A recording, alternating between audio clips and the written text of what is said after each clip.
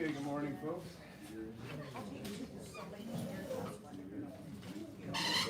Trying to get our audio visual to work this morning. See how we do.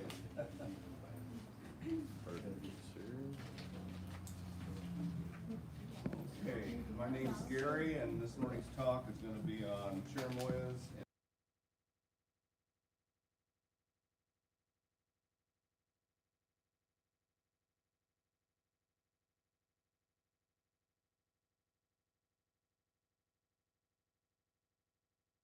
America.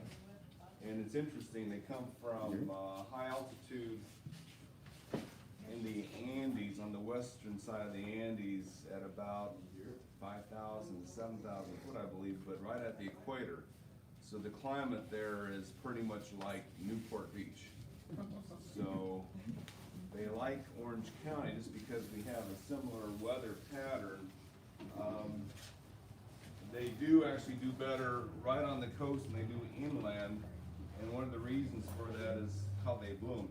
Now, Cherimoyas, we got them in late February this year, but a lot of them didn't sell well because at that time, in early spring, they're dropping their leaves. So people thought, boy, these things look terrible because they drop their leaves in the spring. Now, this is a few leaves left from last year, but they get their new growth coming on in the spring, and the old leaves often fall off totally at that time, and then they bloom. This is one I found with a few flowers left on it. There's a little bud here, and then the fruit comes on, starts developing. Now this is really too young to have fruit this year, but fruit ripens generally on Cherimoyas between October and March, so fall, winter. Kind of their season. Cherimoyas, if you're not familiar with them, most supermarkets carry them. They generally look like the one on the top here. So we always tell people they look like a giant green strawberry with alligator skin. They usually have seeds in the middle. You usually use a spoon to scoop it out. It's got some texture to it. It's not like pudding. The flavor, though, is quite good. So they're considered one of the top 5 fruits in the world. Pineapple, banana, peachy. Those are some of the flavors that you'll taste when you're eating Cherimoya. It's certainly good. Now recently, just to mention it, we had a lot of customers growing soursop, which is the more tropical relative of Cherimoya. That's this one here. And this one here shows you the outside of the fruit a little bit more spiny. We have sold them. I don't know if we'll sell them too much longer. We had, soursop is very tropical. And the one advantage we've had not this last winter, but the previous 6 winters, very warm winters and hot in the middle of winter. So these soursops have done decently over the last 6 or 7 years, but this year, boy, without any heat at all in the wintertime, they suffered. A lot of people lost their trees totally, where Cherimoyas, this is more or less, their temperature is better for Cherimoyas. So Cherimoya is easier here. There is an American relative called pawpaw. They're native from Florida to Canada on the east side of the Rockies. We have tried those. They told us that they would work here. I don't know if anyone's got any food on them or not. A little different looking. Cherimoya is probably still our best. Well, no, I've eaten soursops. They're like Cherimoyas, a little bit stronger flavored than Cherimoyas.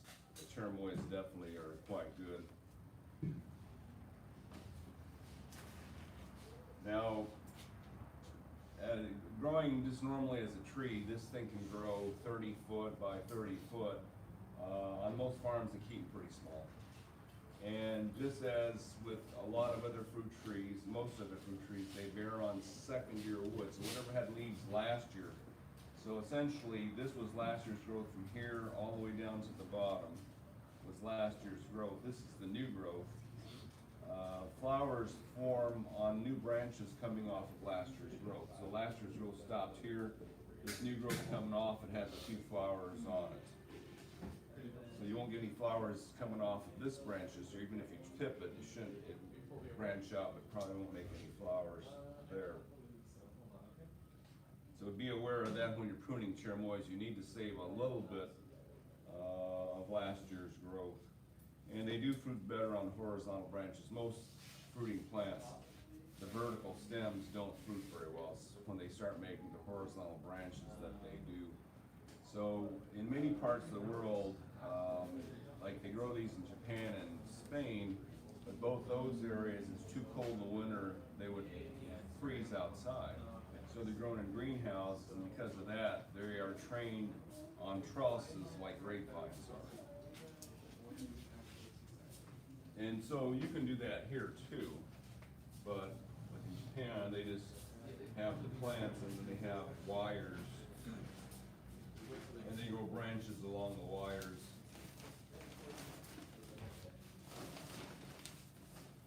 So that they'll have the fruit hanging off the branches. Cherimoya fruit. Now, one thing about cherimoyas is if you live right on the coast, you do not have to worry about the pollination. So in the Andes, where they're native to, it's a cloud bank. So the flowers open, and it's so humid in that cloud bank that the way the flowers work. So the flower buds, you probably can't see this from the back row, but this is a little flower bud finger, looks like a little bird's beak. So they're shaped like this when they're growing, and then they open in the evenings. So the first day they open just a crack, and then the next morning they close up again, and the following evening they open real wide. And the second day, the male pollen is ready. So the second day, the male parts of that flower are ready. The first day, the female is already available. If you live in Newport or if you're in the cloud bank, the female parts of this flower stay nice and moist, and the pollen sticks to them from the male parts right around it, and they're fine. You don't have to do hand pollinization there. Inland Orange County, this female part of this flower is so dry by the second day, unless it's really cloudy, that the pollen won't stick and you don't get a flower forming. So what most farmers do, and the more pollen you apply to the flower, the bigger the fruit. So what most farmers do is they'll collect the pollen out of the older flowers in a little tiny jar. I mean, they'll get a little paintbrush or a sponge, little tiny jar, and then stick it into the first day flowers. And on a single tree, you'll see, if the tree is a decent sized tree, you'll see both second day flowers and first day flowers open at the same time. Now, trees have a way of coordinating, which is really weird. So at one point I had 2 cherimoya trees in my backyard, and somehow they coordinate each other so that one tree was all first day flowers and the other tree was all second day, and they never had both on the same tree at the same time. I had to take the pollen from one tree and go to the other because they're always on opposite stages. And they did that the whole season. I couldn't believe it. They talk to each other. It's really weird. Because normally if you just have one tree, you'll find first and second day flowers at the same time. But when I had 2 of them, they never ever did that. So anyway, so you apply the pollen. The more pollen you apply, the bigger the fruit. Commercially, they water the pollen down with flour because they don't want fruit bigger than about a pound.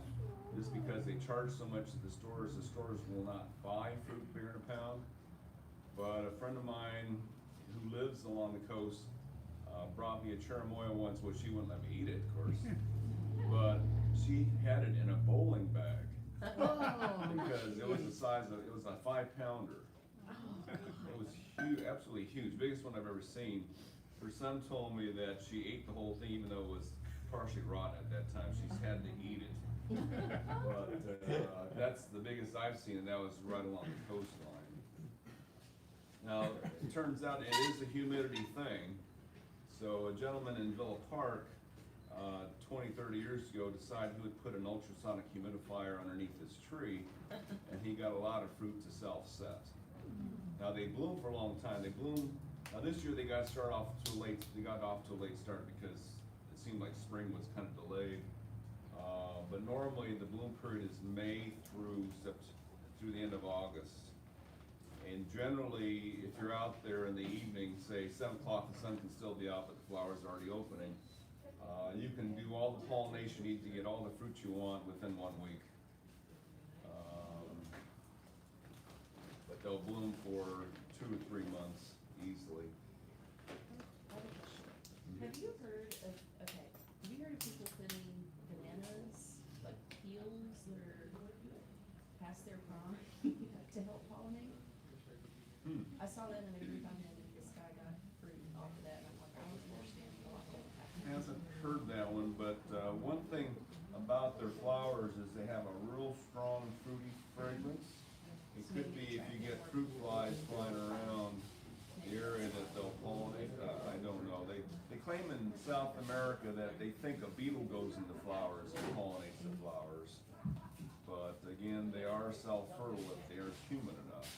And that seems to be the more important factor is humidity.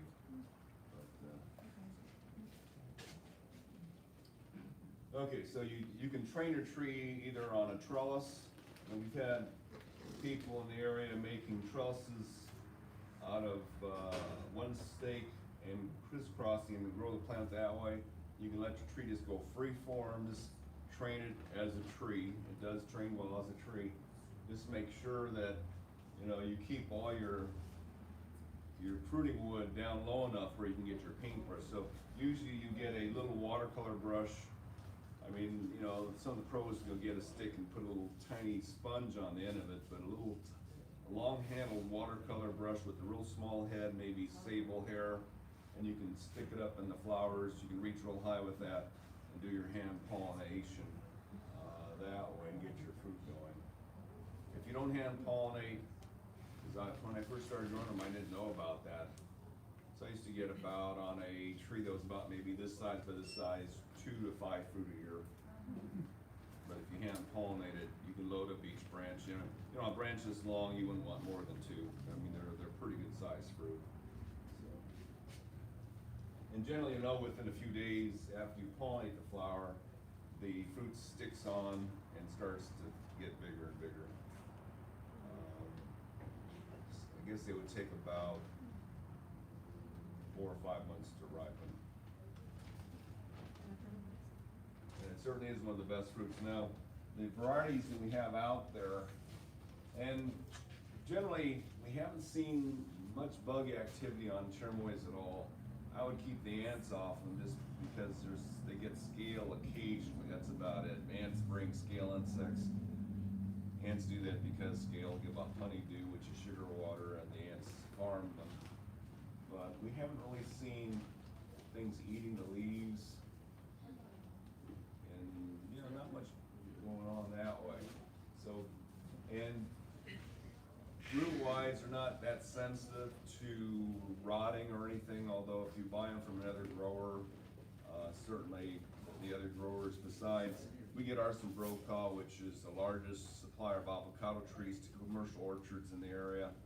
And they do the Cherimoyas also, and we think they do a better job than you can get from any place else. So if you get Cherimoyas from growers who don't put them in this tall, skinny pot, normal, typical 5-gallon stuff, then you can say, okay, that's going to be stunted for a while. Most of them are from the soil that the other growers use. In fact, we'll have a talk on that next week. So the varieties that we carry, and they're right outside this wall here: Bays, Pierce,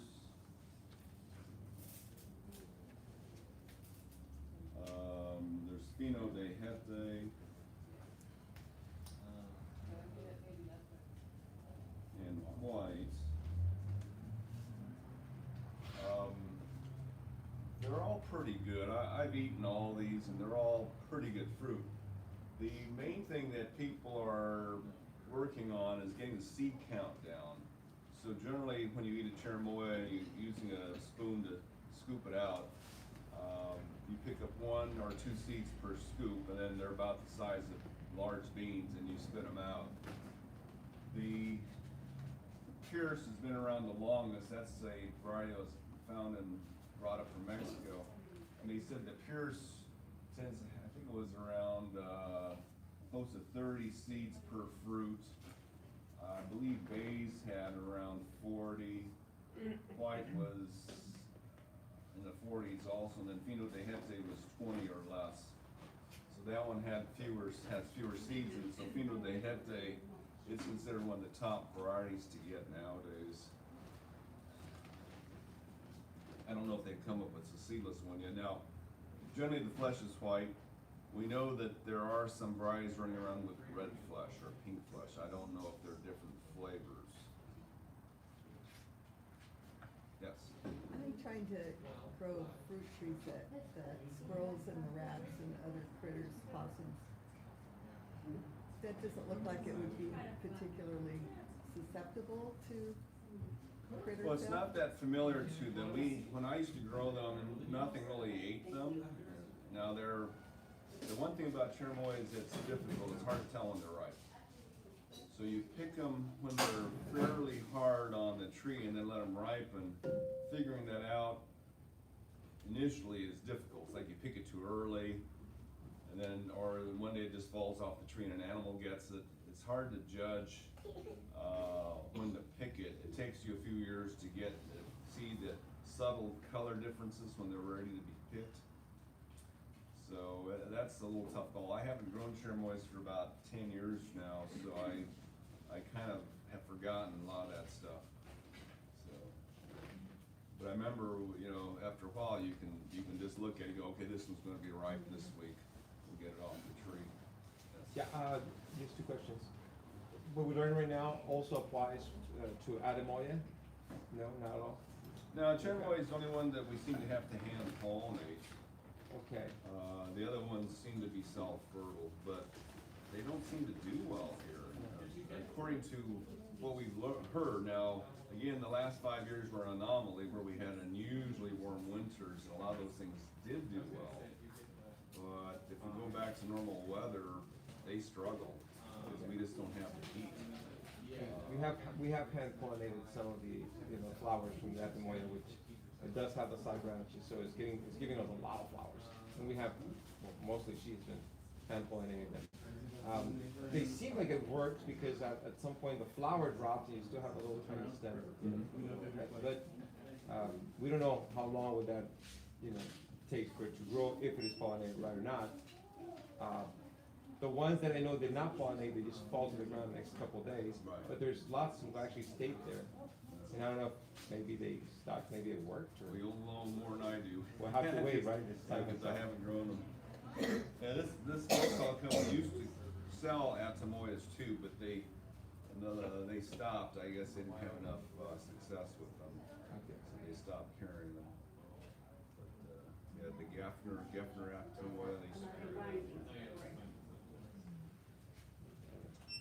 Okay, so Fino de Gente is the one that we push the most, we carry the most of them, but we have all those 4. And Pierce certainly, that's been one of the old time great ones. So, any questions on cherimoyas? Now, it usually takes a couple years to fruit from this size to get a good crop. Now, just so you know, if you buy a cherimoya at the store and you take the seeds out of it, if you plant them right away, they will sprout. The seeds on cherimoyas do not sit very well, so within 2 weeks they kind of die. So plant them right away, they'll sprout. It does take 5 to 6 years from seed to get fruit. So far, the ones that people have grown from seed have turned out pretty good. Pretty good. Apparently, there hasn't been a lot of genetic variability, and that is not many cherimoyas been brought to the United States, just a few. So most of them are closely related, and most of their offspring are quite similar. So you might get something good, you might get something better. So it's nice to grow a few seeds and then see what you get. How close can you plant them together? Can you do them like apples where you do the four? Well, if they're grafted, certainly, you can do that, yeah. The seedling ones seem to have to grow about 7 or 8 foot tall before they flower, whereas the grafted ones, they'll bloom, Right. you know, real small. Yeah, they certainly put, I don't know if there's a huge advantage, you know, on a Cherimoya tree, the variability between the fruit shapes on the tree and the quality of fruit is quite variable.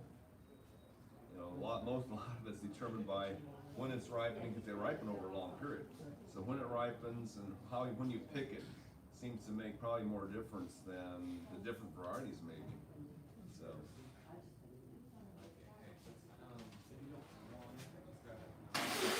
Okay, well. What type, how do you know what fields to use for fertilizer? We haven't seen a whole lot written about that. We kind of just feed them a normal citrus fertilizer or fruit tree fertilizer. Nursery, we often give them Osmocote, which is just a general purpose. How often should they be fed? Depends on the food. Like this one lasts 6 months. Most of the organic fertilizers in a pot once a month, in the ground maybe once every 3 months. Things in pots, the fertilizers kind of flush through too fast. Are they full sun or can they, will they fruit with maybe half days? They do best in full sun. And this year, a lot of people had a wind problem. We had that 70-mile-an-hour wind in December, and it stripped a lot of the trees of their leaves, which they need to hold on to ripen the fruit. So a lot of people got messed, their crop got messed, their late crop. Because they start ripening in October, but you get a lot of fruit in January, February, and this year totally messed up on that with the wind. And they're in ground only also? No large pot or? You can grow them in pots. You can grow pot? Okay, go to dragon fruit. So dragon fruit is a cactus. University of California wanted to see how well it performed as a drought tolerant crop, and it hasn't. So the dragon fruits are this type of cactus is native to the tropics rather than the deserts. Of course, they have a desert background, so if you don't water it, at least the plant doesn't die. But if you don't water, it doesn't grow, doesn't flower, doesn't fruit. So the ground has to be moist. Now, they're not gonna use as much water as a regular fruit tree because they don't have any leaves. It's all the stems, but they want the ground to be moist. So if you have a yard full of dragon fruit, you probably don't have to water that much. The problem with our homes is that we have other plants and trees around that are using the water. So you've got to keep the soil moist around these. You know, you might have eucalyptus tree 100 foot away that's sucking your yard dry. So you've got to make sure that that tree gets enough water so that your dragon fruit, the soil around it is moist. So that's some of the keys. A lot of the farms are actually growing them in big pots. So this size here,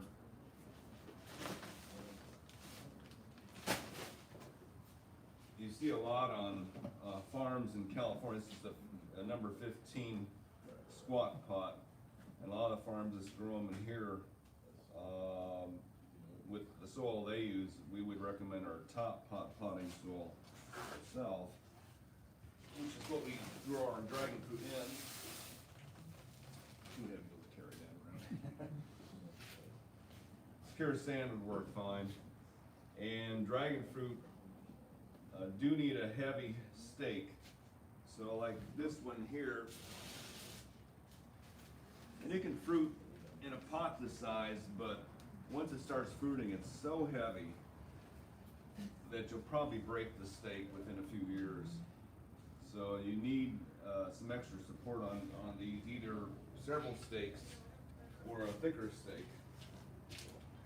So a lot of farms we see that do them in pots will use a stake this size, maybe not this height, 6 foot stake in a pot this big, and train the dragon dragon fruit at that. Now, dragon fruit does attach to objects with its aerial roots. You can see the roots coming out of this stem.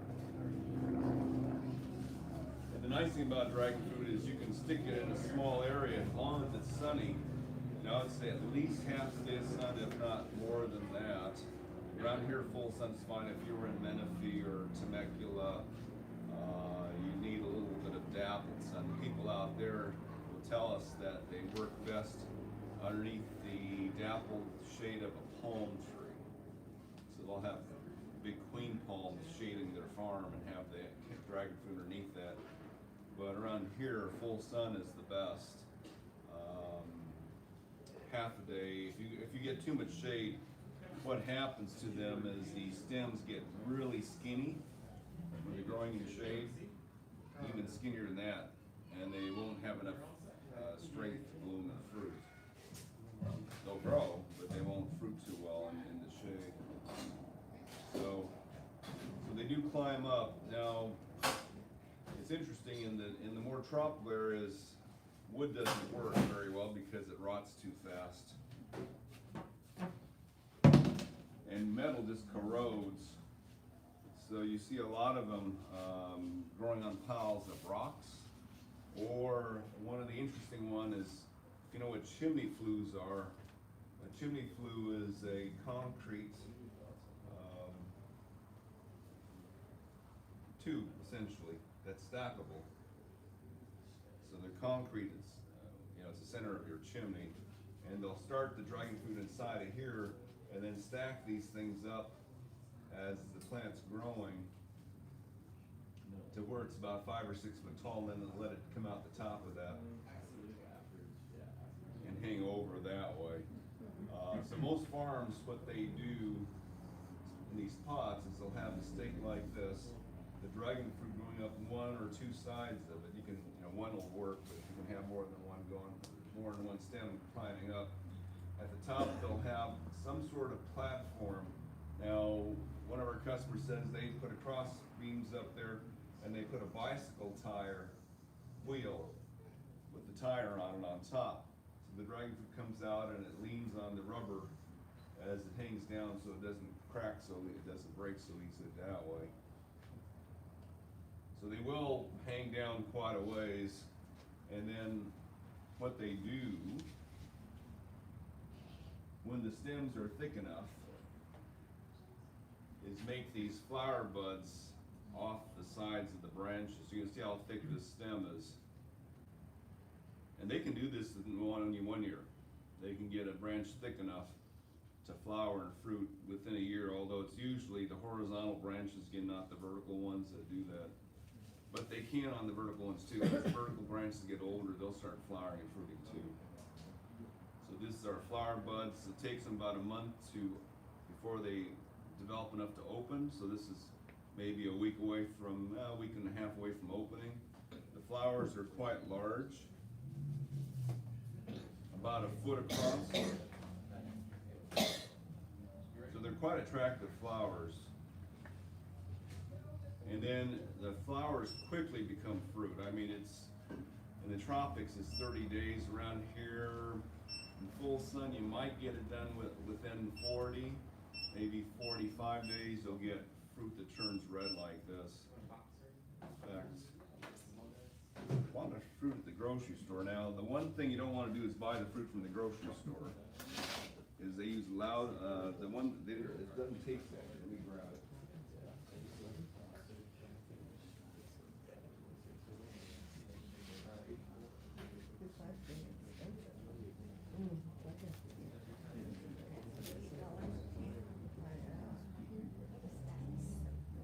Yeah.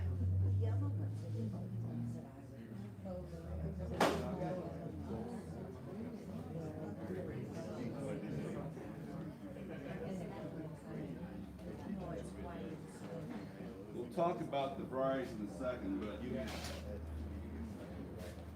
the ones from the store are usually the white flesh ones, which is kind of the original species.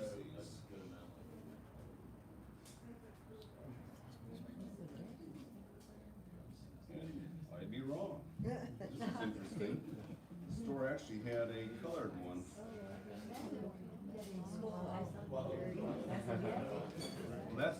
surprising. Because normally at the store they sell the ones with the white flesh, which really taste like overripe watermelons. So you have the different colors. And the white ones generally taste like overripe watermelons, kind of bland, rubbery, somewhat rubbery fleshed. But the red ones usually are the ones with the flavor. What's neat about dragon fruit is the seeds are like kiwi size, so they're edible. And the skin peels off like a bathing cap. So the skin makes a nice way to hold the fruit.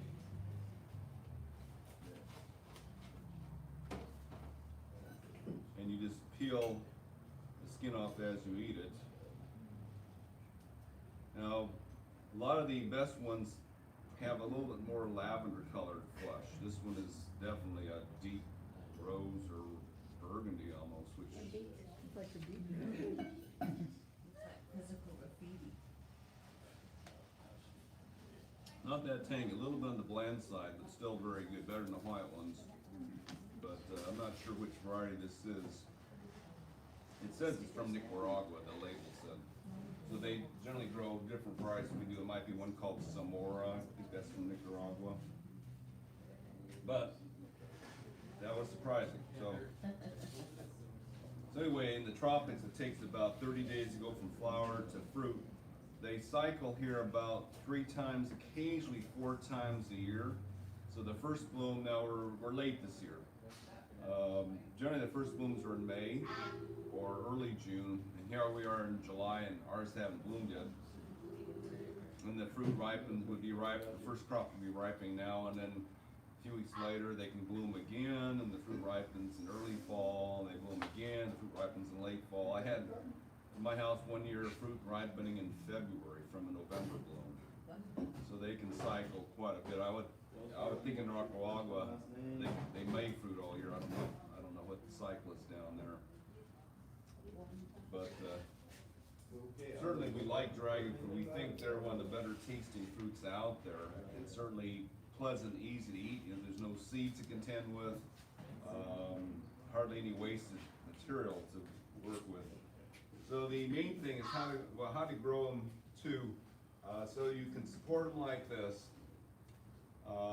At the nursery here, we just let them grow on the block walls. So if you have a good half day on a block wall, that's decent. You can grow them in a big pot with 1 stake, several stakes, something to keep it off the ground.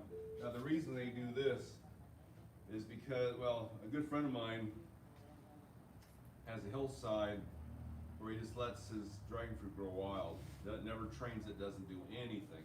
Things like 25 foot across and maybe 8 foot high in the middle is just a big mass of dragon fruit. He says, I can't get past any close, you know, he can't reach in any farther than about 3 or 4 feet into that mass. But he says he gets plenty of fruit off of that thing, so he doesn't care that it's not being taken care of. So he can, you know, he can probably harvest 10 times as much if he can reach it, but he can't reach it because it's just some big giant cactus plant. So he just lets, but he says fine. I mean, he used to have horses on there, so no longer has horses, just a big dragon fruit in that area now. So he just, he says he gets, you know, hundreds every year. So on farms, they want to be able to get close to the plant so they can pick the fruit. So usually they grow it over their head and outwards so they can just reach in here and pick the fruit. And what they do usually in May of each year before they start to bloom, right before they start to bloom, they trim a lot of the old stems off or back. And when they do that, it does encourage the plant to start growing. And they put out new growth at the nodes where the thorns, you know, the thorns, some are almost thornless. But wherever there's a spine, that's, on most plants, that would be a leaf. And wherever there's a leaf, there's potential for branching or flowering. So on a dragon fruit, each one of these nodes can potentially become either a new branch, like this one's doing out of its nodes, or a flower bud. It can't do both. It can do one or the other one time. So on your branch, like this one, it had looked like a flower bud here last year on that node. And that's about it so far. So this one hasn't done a whole lot yet. This branch potentially can bloom and fruit or grow new branches quite a bit. There's still a lot of room on this branch. As the branches get older, then they become less productive, but you know, it might take 10 years for them to go through all the buds on that stem, all the nodes on that stem. They do get, you know, as they get older, they get really fat. Some of these stems get really solid looking. I don't know if I have one in here. Now, most people start dragon fruit from cuttings just like this. So we took these cuttings yesterday. So what we like to do when we take cuttings is put the name on it, put the date on it, and for our customers, anyway, point which way is up. Now, generally, Makes a difference. they are heart-shaped, so the top of the heart is facing upwards. So that's one way to tell. Some are harder to tell.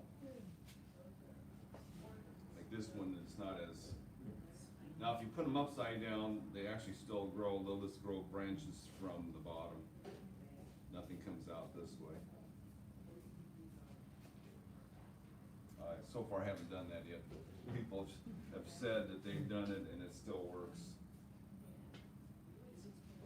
So the dragon fruit, there's a lot of varieties out there. I mean, of course, they're grown all over the world now, so even though they're native to Central America, North and South America, they became really, really popular commercially first in Vietnam. In Vietnam, the people in Vietnam like the white ones. For some reason, they like the white. Well, the white one, in general, and this is, I got this from a Vietnamese person back in the 1980s. This one we just call white. It's probably the same as one called Giant White from Vietnam, because they make really big fruit. The nice thing about the white ones is that they're self-fruiting, very self-fruiting, and the fruit's big, but again, it's, you know, occasionally it's decent fruit, and a lot of times it's just like, again, like an overripe watermelon. But the people from Vietnam have fallen in love with the white one. Now, most of the research coming out of the University of California says that all the varieties are self-fertile. The research out of Florida says they're self-fertile, but the farmers will tell you otherwise. So now when we were in Irvine, we had a growing ground in Irvine, we had a bunch of plants blooming in pots, and there's a beehive nearby. Every morning when the flowers are open, there was like a dozen bees in each flower. I mean, it's just, and we didn't have to do anything.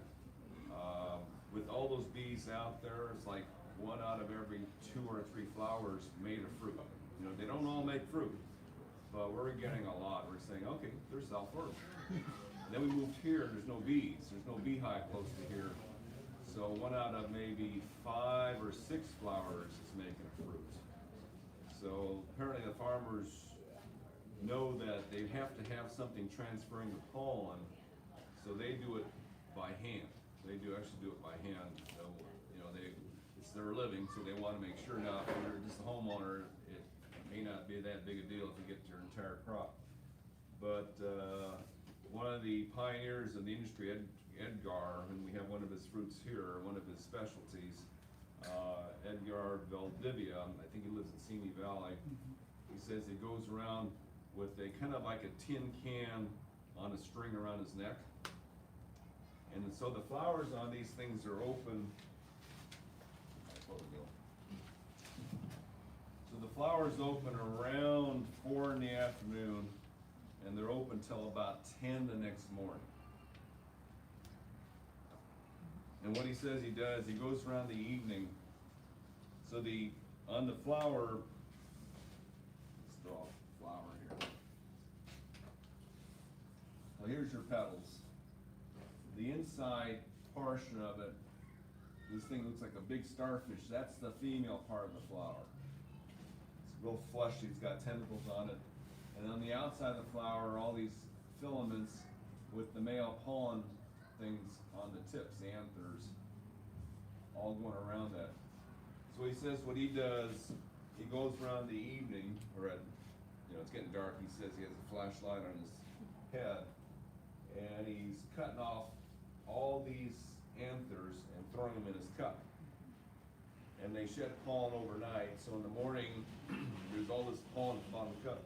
Goes out there in the morning, just dabs all the female parts. And that ensures that he gets big fruit, and almost not, you know, again, he says not every flower makes a fruit, he gets a lot of abortions, but still, you get your maximum amount of fruit if you do that. Again, if you have bees, like we did when we were in Irvine, no problem. You get all those bees moving that pollen around, that helps. Or just put your fingers in there and move the pollen around. So he says that the only reason he grows the white dragon fruit is because it's always blooming and it makes a lot of pollen. So it keeps it around for pollinating the other ones. Now, just so you know, the pollen doesn't create the flesh of the fruit. The flesh of the fruit is genetically which plant it is. The pollen will make the seeds funny, half and half.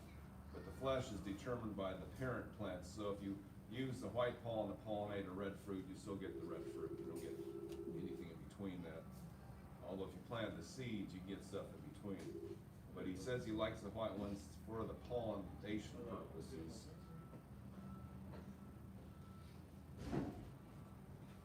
We have seen quite a few of them that are very, very self-fertile on the colored ones. Like one we notice,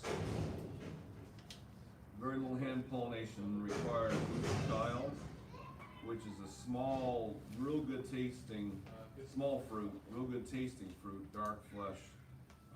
In my house, don't see any bees, don't do the hand pollination. Almost every every flower makes a fruit. So blue child is good for that reason. It seems to be very self-fertile among the dragon fruits, and still a very good quality fruit. Now the ones I've eaten,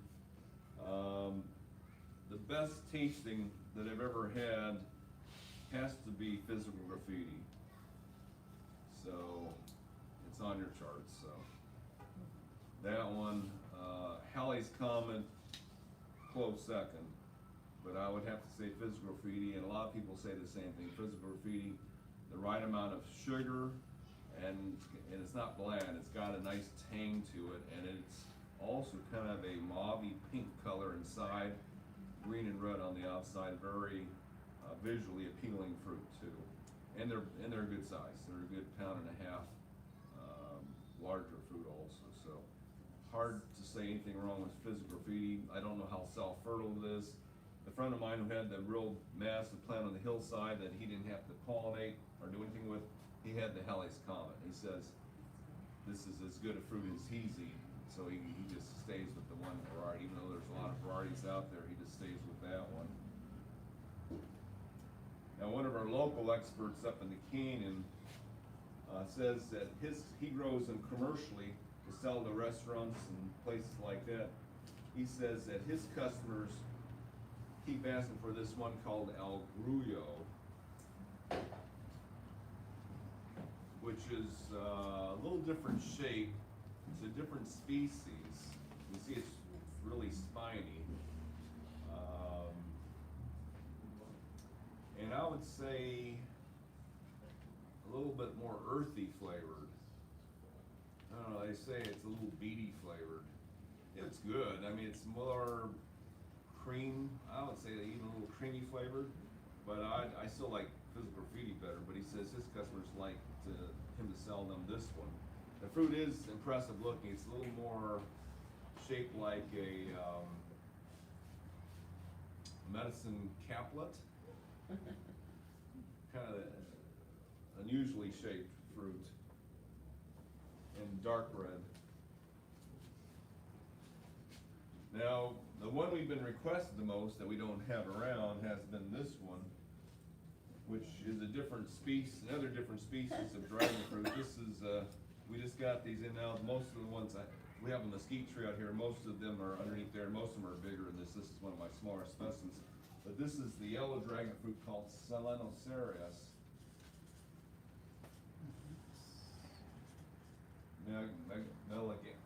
Megalanthus. And, it's different in that, well, it's a smaller fruit, about like this. It's got spines on the fruit. While the fruit's developing, it's got the spines right on the fruit. When it ripens, it's easy to take a cardboard and knock them off. They come off pretty easily. So when they sell them at the supermarkets, occasionally you'll see them. They've got no spines on them, and then you eat them like regular dragon fruit. They are generally quite good. Some people say they're the sweetest ones out there. I've eaten them. They're certainly good. I wouldn't say as good as physical graffiti, but they're better than most of the dragon fruits. And right now, I don't know if there's anyone selling any improved versions of this yet, but that's the yellow dragon fruits. We have those out there. They're $20, yes. Do you know what color the flowers are for that White. yellow, white? Yeah, they're white. And Do the you know book if says the- they're quite self-fertile. The disadvantage of it is it takes the fruit 5 months to ripen versus a month and a half at the longest for the other ones. So you may only get one cycle a year on the yellow ones, but they are good fruit. I heard that there's a variety, the yellow one, where the flower is bright pink. Have you heard of that? Or do you know of that? Well, they're doing a lot of hybridizing right now. So these guys are actually related to the epiphyllums, the orchid cactus. And the orchid cactus do make fruit. I've got a friend who specializes in orchid cactus. He says he eats the fruit, it's not very good. But they still make fruit. One of the ones we have, I only have a few on display today, but this is Connie Mayer, which is one that was developed in Germany apparently. And they crossed the pink or red flowered orchid cactus with the dragon fruit with the white flowers to create a dragon fruit with pink flowers. Now, on the internet, they claim that the bricks on this, the sugar content is 20%. It's hard to believe it's that high, but if it is, it would be a great fruit. This is as big as we have so far from cuttings, so we haven't eaten the fruit yet. And we don't know what color the fruit is either. I think it was just white inside. Greenish, the picture I saw was greenish on the outside, white on the inside, but they said it was quite good and real high sugar content. We'll see. But that's the Connie Mayer. So one of the, and locally, Edgar Valdivia has crossed dragon fruit and epiphyllums, also the orchid cactus, and he's got some going that he says are quite good, although so far his sugar content is only like 15 bricks or something like that. So anyway, people working on making them more ornamental. Now, one we just got in, or we're putting on for sale finally, we got these last year. It's called Edgar's Baby. So Edgar Valdivia has done a lot of work with breeding dragon fruit, and this is supposed to be his best one. You know, I can't find enough information anywhere on this thing. This from the catalogs, but it's called Edgar's Baby. It's supposed to be really a perfect blend of sweet and tanginess, but I haven't eaten it, and I don't see any record of anybody eating it on the internet, so we're up in the air on what it's gonna taste like. When we got these, we got them from a tissue culture company, and when we got the plants, the stems on them were only this thick. And they're like this long, so you can see how small it is at the bottom of this, and it's getting bigger and bigger as it's growing. So these we have out there are $18. These are 20. On these, we recommend you leave them in the pot till next year. They'll grow quite large in the pot. Just leave them there. They're not rooted. These aren't rooted. These are rooted. They've been here a year now. Yes. Could you graft that onto something else and get a fruit faster? I don't know. They're pretty fast as is. Dragon fruit's pretty fast. Once they get to this size, I don't think they'll make fruit this year, but they can make fruit next year. This isn't the biggest one I have. Some of the ones I have out there, you can see the size of the stems is even larger than this. So that's Edgar's baby. We have around 50 or 60 of those in the store right now, so that's another exciting one. Is that a pink bloom or is it a white bloom White flower. on his, cause some of his had different colors. Yeah, you know, I can't find enough information on this one. I can give you a source on it that's local here in Tustin. Okay. He's growing them. Okay, apparently it's been around a little bit. This one is another nice one. Now, a lot of this original research was done by one of the rare fruit grower founders. His name is Paul Thompson, and I have his book here. And it's interesting, when he started collecting dragon fruit, I guess it's in the 1950s or 60s, he had a bunch of numbers and letters on his plants, and he sent the cuttings around the country, and they came back with names. Like Voodoo Child was one of his. He had S8, I believe, or S10, and the Light was the one he named. He liked that one a lot, so he crossed a white and a red and got a really pale pink one, and that one is one of his favorites, called the Light. Now the cuttings here, we'll be selling them for $10 each. And when you do cuttings, the main thing is you want to wait at least 5 days, if not a week, before you stick it in the dirt. So we just cut these yesterday. If you just stick these in moist soil, they can rot. But if you wait 5 or 7 more days, or even a couple of months from now, they'll still be alive. Then they'll start rooting in. What we recommend is that you tie them to a stick. You only want these in the ground maybe an inch or two, and of course this will just fall over. So just like you see this one here, you tie it to a stake, so that when you push the stake in the ground, it's going to be about 2 inches deep or so, and then keep the soil moist, fertilize a lot. If you've got a good cutting, size of this size and thickness, and you fertilize and water a lot, you can get 10 feet in 1 year. Cactus can really grow fast when they're in good shape. And fruit the second year. We've seen fruit the second year on some of the good sized stems.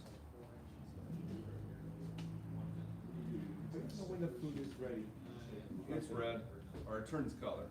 So as it's growing, it's fairly green. And the moment it turns red, it's actually pretty good. Usually what I've done is wait 1 or 2 days after it turns red, and I pick it. If you wait too long, it starts getting like a overripe watermelon, starts getting a little rubbery inside instead of being crispy. So I don't like to wait too long, although I remember one time I forgot when I left it for a week and it was still pretty good on the plant.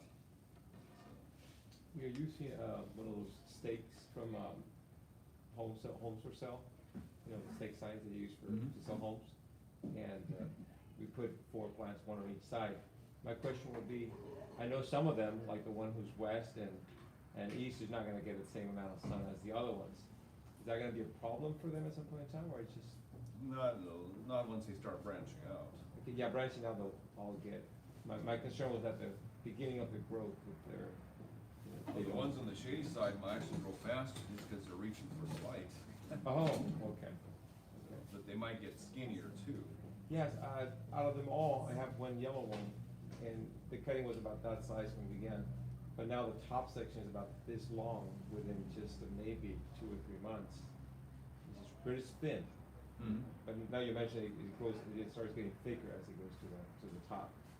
Yeah, we started one of these a year ago at my house, and in a 1 gallon pot, it grew about 5 foot 2 directions within a year, maybe longer. They do take off pretty good. And we haven't even fertilized it yet. I was just saying, we gotta fertilize this. They do respond to watering and feeding. Yeah, ample water, ample fertilizer, yes. So keep the ground moist on these. I mean, if you want them to do stuff, you gotta keep the ground moist. It may not take much water to do that, but keep the ground moist. Now, when the plants are young, the snails can do a lot of damage, so watch that. And we've heard there's a caterpillar that can do damage on them too. But a lot of our cuttings, you can see that bite taken out, that might have been a rat actually, that one. But, snails generally do this kind of damage. Oh, okay. And they can be heavily damaged, they still grow. It doesn't seem to really mess them up too much, just aesthetically. Are they always the same shape as far as, cause I have some that look like paddles. They're Yeah, it's just, interesting, they're just flat. a lot of cactus can change the way they grow their stems, so this is a three-sided stem. Some stems have four sides, some have two on the same plant. So they seem to change, like most orchid cactus are two-sided stems, well, some of these are two. But here's, like, this has got three sides on it. And some do have four sides, so they're, and what else is interesting is that they said the flower buds have more sides than the stems do, and some stems start out as a flower bud. So this one originally started growing as a flower bud and switched to a stem, so you can see how many sides it has on it. How cool is that? But my red has a lot of sides, but my white is literally just all paddles. Huh, it's two-sided. Yeah, and it just, There's a lot of different kinds out there. So I just have a couple more questions. Mhm. One would be, when it comes to that coloration, I noticed all the ones you have are beautiful greens. Some of mine have turned yellow in some areas, and there was one that I bought, that has some white markings, although it kept on growing, so that'll be one thing. Yeah, they can sunburn. Under certain conditions, they do sunburn. If you've got a branch that's real flush with the sunlight, not straight up, and the sun's hitting it from an angle, and then we get like 150 degrees, it'll burn it. Doesn't kill it, just burns it. You get this big dead area on the paddle, but it keeps on growing. Generally, it does. Okay. Now, if you're out, 5 more miles inland, you might have to shade them a little bit. Yeah, we are in Montebello, Yeah. which is LA pretty much. So you might have to shade it there. I know in Temecula, or Menifee, they put them underneath, I think it's 40% shade cloth there. Okay. Of course, Menifee's another 5-10 degrees hotter than Montebello, so. At a particular temperature when that should be done, maybe like around over the 90s, probably start shading it? Well, if the plant's healthy, they seem to be able to take about 100 without burning, but you get much above 100. Yeah, it's better to shade it. That was, And it's certainly when the stems are young, when they first start making these stems, they're more susceptible. The older ones seem to be hardier. okay. And the other thing would be when it grows, for some reason I decided just to take the outshoots, just leave one. I think if I wanna get height, I have to make sure that all the energy goes into creating that one and having other branches out. I was hoping when it gets to the top, then I'll let it start branching out. I haven't heard anything on that, no. In theory, I mean, we've seen where some farms, especially like in Asia, one of the ways they support them too, is they'll have a column of blocks, concrete blocks, 16 inches on each side, just stacked up, and they let one stem go up each side of that, and then they just come out from there. And Right. I don't know that there's any disadvantage to having that many or just one. As long as you give them enough water and fertilizer, if they're competing for water and fertilizer, then one is probably better, but if you give them adequate water and fertilizer, I can't see any reason why you couldn't do more. I mean, from the same stem, I just take this little branch and just leave the main one going up as far as I can. That's what I have several plants in the same place. Yeah. Just trying to make sure if, that's the best way to grow it, one. Don't know. I mean, grape vineyards, they used to just do one stem going to the wire and then go off from there. But now they're telling us it's not important. You can have 2 stems going up. Okay. So, I don't know that, yeah. Oh, yeah. I don't like to break them anyway, so I'll let them over. so if I have one that's flat and running rampant, in order to stem it up, I just cut them at those little junctions, wait a couple days, and then put the soldiers in a row? Yeah, so they they have these or joints kinda like that. Now, this whole thing's a branch, I mean, if you cut it here, let it heal, this piece will still root. But when they've done testing, they said they root a little faster right at these narrow joints. So it's better to cut it near there than it is in the middle of the branch, but it still will root from the middle. Okay, so if you cut it there, that one's a termination, that's a termination, which way would you plant it? Oh, this is Oh. So if you have, what we're thinking too is if you have this piece or you cut it in two pieces, better leave it as one piece. Just grow like that. Should be stronger that way. But because they have those little tentacles, if you lay it flat, they're just gonna root down? True, well, these little roots can root straight into the ground too. But they, one thing that sometimes fools people is that sometimes when they're grabbing on things, the tentacles will be at the very tip. Yeah. So you think, well, that must be the root side. No, it's just grabbing onto something on that end. Okay. So just be careful with that. A lot of these, their roots are coming out of the wrong areas. They can't reach for the ground. They're reaching for attached to something. I don't know if they, I would imagine the tropics, they can get nourishment out of that. But I don't know if they use it for anything here. We don't have anything in the block walls they can pick up. In fact, that might be a disadvantage if you have a block wall. I think, I've heard that they make cinder blocks out of nasty material. The waste of steel plants, so. That's- Yeah, I wanna say that gophers love them. That makes sense. And I didn't realize that the gopher had gotten in there and eaten all the roots, cause it doesn't wilt. And then one day I just bumped it and just like, there was nothing underneath it anymore. So I put cut the whole bottom out of a bucket and put it around there and filled it with dirt, and it made new roots and kept on going. Good. But they're attracted to them. Yeah, you have gophers, The bucket is bubble the way to gum. go, One of the yeah. first methods of killing is put the bubble gum in their feeding holes and hopefully they'll eat it and kill themselves. Not approved by University of California. Pardon? Not approved by University of California, but works. Yeah, I've had people tell me that's a cruel way to kill them. Well, I think any way you kill them is cruel, so. Okay, anything else? Any other questions? Yes. So some dragon fruit that I have, it gets the little like copper looking spots. Oh, yes, that's a good Can you point. talk So, about that? we've, looking at research for years to see what the scab is, the little spots that cactus get. Nobody knows. They think it's a physiological thing. Apparently it's not a disease when they get this. We don't like to see it. It seems to be on the sunny side of the branch. But no one can figure out if it's a disease, and nobody seems to be able to cure it, and it doesn't seem to hurt the plant that badly either, so. Is that the same as like this one? Should be. Like this one? Like that? Yeah, this. Yep, yeah. What is this? So they call it scab, and all cactus seem to be able to get it, and nobody knows what seems to really cause it, but we do notice it's usually on the sunny side. So, freckles, skin cancer, I don't know what's causing those spots.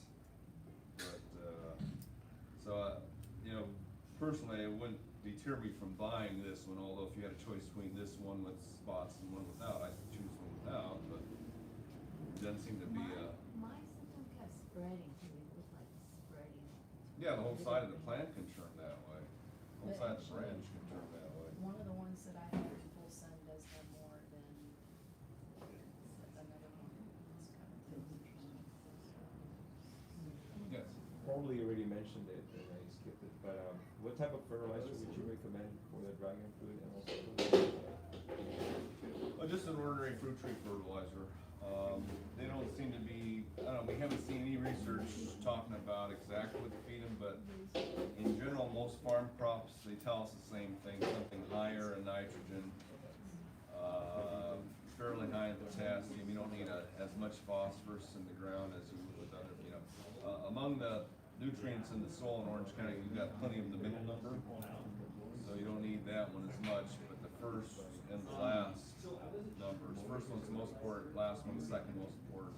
All the, there's 14 minerals you have to apply to a plant, they're all important, but nitrogen and potassium are the main things in the ground. You got one right now, 20, 20, 20. Is that like too much? We had it for the plants. So long time ago, the fertilizer manufacturers or people who don't know enough apparently think that if numbers are all the same, that it must be balanced. But plants aren't that way. In a plant, especially in a growing plant, a young plant, the ratios are like 7 to 4 between those three numbers. You grind up a plant, you analyze it, that's what it is, 7 to 4. It's not 3, 3, 3, 20, 20, 20. It's just, that's something someone made up as a marketing tool, I think. Numbers are the same, so it must be balanced, but the plant's not balanced, so it doesn't really need that way. And the middle number, the phosphorus, if you have too much water-soluble phosphorus, then 20 would be a water-soluble fertilizer to be that high numbers. That can sterilize the ground, kill off all the soil organisms that keep the ground alive. So we don't like, you can do it once, but don't keep using 20 over and over and over. Basically, it wipes out the mycorrhizal fungi that provide the nutrition cycle in the ground. So we'd rather go organic in the long run and stick with numbers that look kind of like this. I have to admit, using the top crop really pushed my production up significantly from the other stuff I was using. Well, thank you. Yeah, so if you haven't been to our class before, we developed our potting soils to be permanent because nothing else out there is. So there's some potting soils that work decently for up to a year, but none of them are supposed to last longer than supposedly 5 or 6 months. And if you want something permanent, our top pots we consider our permanent potting soil. It permanently does what the plant needs, whereas most potting soils are decomposing as they're being used. So they're shrinking, they're no longer providing everything the plant needs. So that's great for dragon fruit. It's fine for ferns. It doesn't really matter. If it's good soil, it's good soil. Good Any for other questions? everything. It's good for everything. Yes. And you don't even have to fertilize for the first 3 months because it's so nutritious. I